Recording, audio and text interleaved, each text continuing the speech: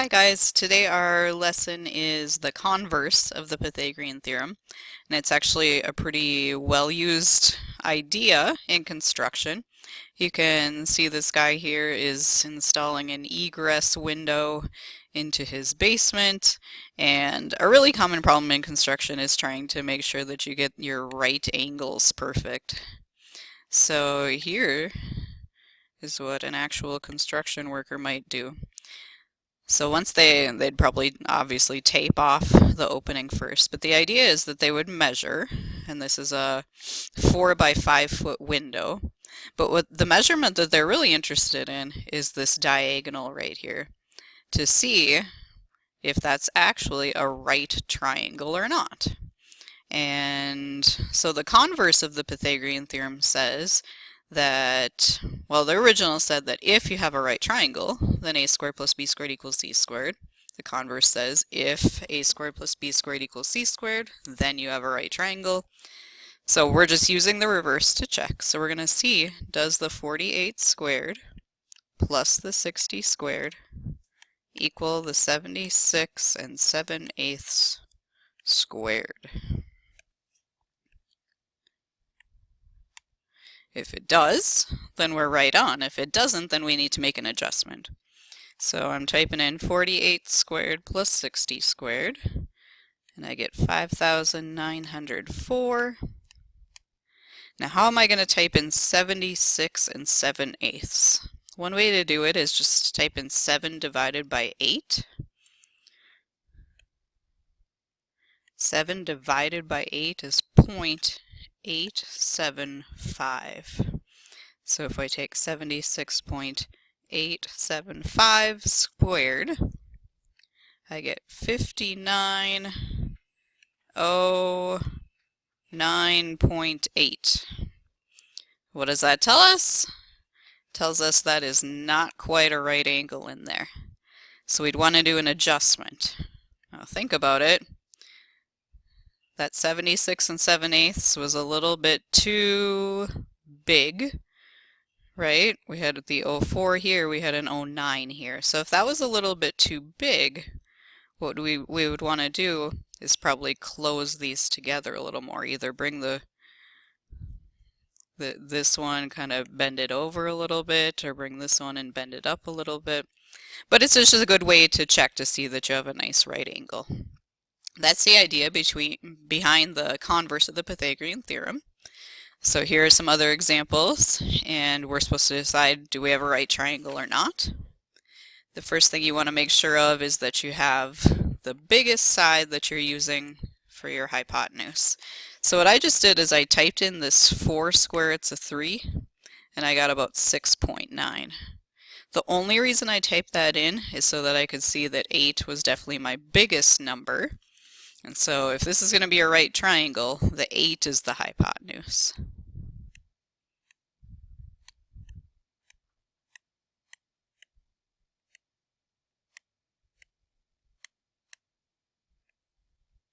I want to check to see if that equals 8 squared. So I've got 16 plus, and you guys did a few of these on your assignment, 4 squared would be 16. The square root of 3 squared is 3. We want to see if that equals 64. So we take 16 plus 16 times 3, and we get 64, which equals 64. Tell whether a triangle with the given sides is a right triangle. Yes, we have a right triangle. So you would do the same thing for these other two. We would make sure that we had the biggest side. And if you remember yesterday, we were trying to figure out if that was a Pythagorean triple. Only we had 10, 11, and 15. And so let's see if 10, 11, and 14 would work. Because remember, the 15 wasn't quite right.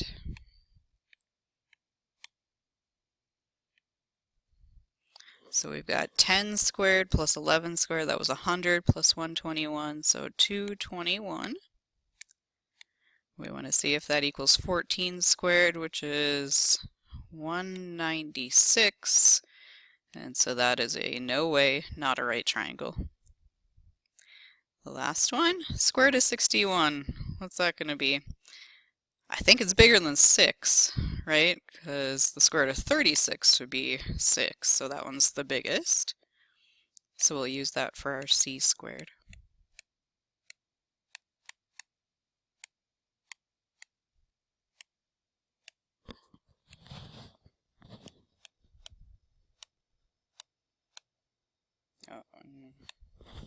We're checking to see if those are equal. The square root of 61 squared would just be 61.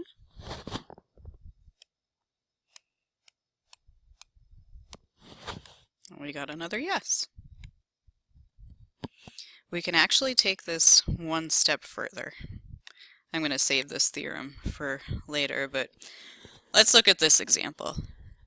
We just did this, but let's remember what we got. We got that our 10 squared plus our 11 squared, that was 221. We were checking to see if that was equal to our 14 squared. And it wasn't. This was only 196. And so what I like to do, what we're going to do is we're going to actually figure out, we know that that's not a right angle. This picture is a lie. But what's happening? That hypotenuse, this hypotenuse imposter, it wasn't a hypotenuse, it's not even a right triangle. But that hypotenuse was too small to be an actual hypotenuse for the 221. I'm going to write that. Too small. And because it's too small, your triangle isn't going to look like this at all. What's going to happen is that 14 is actually shorter than it needs to be. So even if we keep this a 10 and we keep this an 11, the only way to make them connect is to move that in. And do you see what that did with my angle? Because that 14 wasn't big enough, my angle is actually acute, right? So that actually tells me that not only is it not a right triangle, if I look closely at the numbers, specifically the c squared, and it's too small, I can conclude that that's an acute triangle.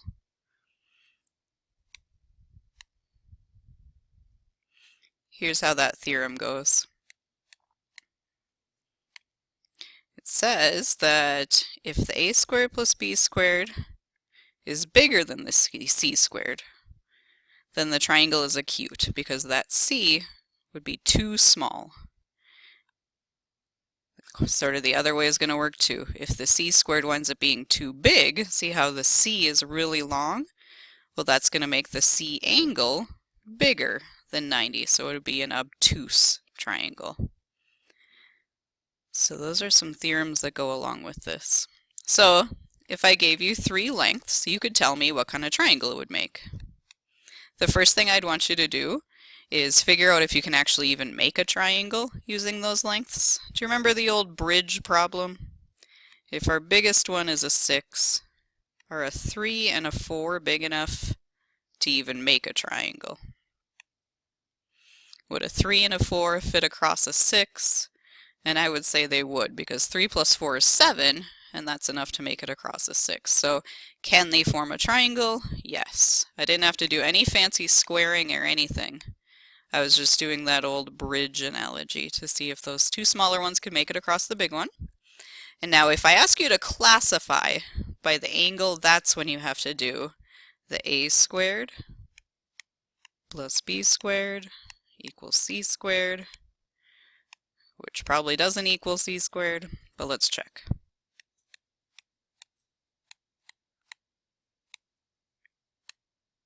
Does 25 equal 36? No. So we don't have a right angle, which maybe you could guess by my terrible picture, but that is not a 90-degree angle. What it is, and you can't always trust the picture, but look at that hypotenuse. This was supposed to be my hypotenuse, but it was not equal to 25. It was bigger. Since my c squared was too big, that's going to open this angle up too wide to be a 90, and that's how we can tell that we've got an obtuse triangle. Good luck!